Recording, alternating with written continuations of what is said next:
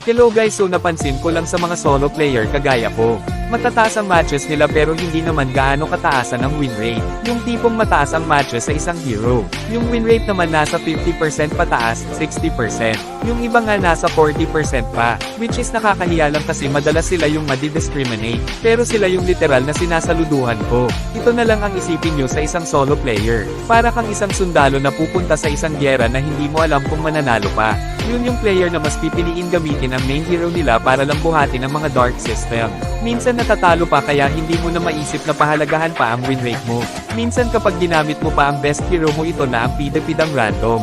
Isipin nyo na lang guys ha, may posibilidad na hindi lang kalaban nyo ang makakalaban nyo, kundi ang mga naging kakampi mo.